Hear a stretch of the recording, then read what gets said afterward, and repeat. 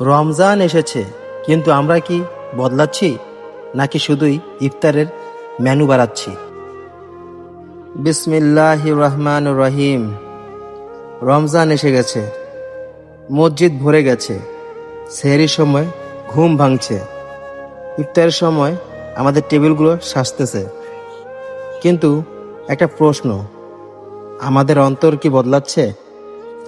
অনেকেই আছে যারা সারা বছর নামাজ পড়ে না, রমজান এলেই হঠাৎ অনেক ধার্মিক হয়ে যায়।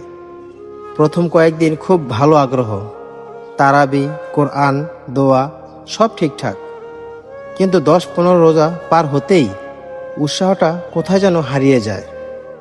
তার জায়গায় কি আসে? ঈদের কেনাকাটার ব্যস্ততা, কাপড়, জুতা, অফার মার্কেট, আবার দুনিয়ার হিসাব। ইয়ং জেনারেশন ব্যস্ত, কে কাকে কি গিফট দেবে, কে কার সাথে কোথায় ঘুরবে।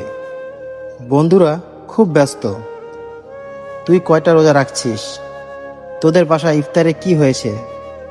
প্রতিযোগিতা হচ্ছে, আমল নিয়ে নয়, দেখানো নিয়ে। কিন্তু আমরা কি একবারও ভাবছি এই মাসটা কেন এসেছে? রমজান শুধু ক্ষুধা সহ্য করার মাস না, রমজান আল্লাহর দেওয়া একটা সুযোগ, নিজেকে ঠিক করার, নফসকে নিয়ন্ত্রণ করার, গুনাহ থেকে ফিরে আসার।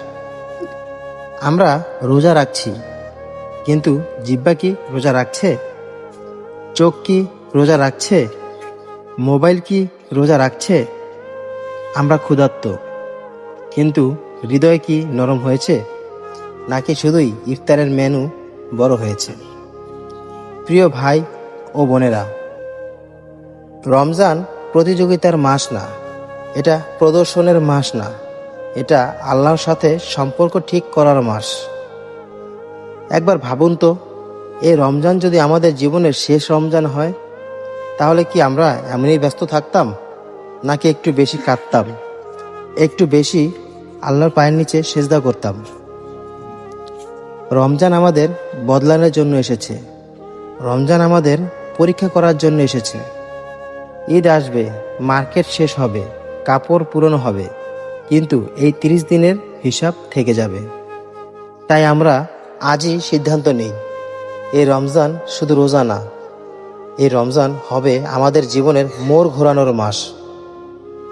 মহান আল্লাহ তাআলা আমাদের সবাইকে দেখানো রোজা থেকে বাঁচিয়ে গ্রহণযোগ্য রোজা দান করুন। আমিন।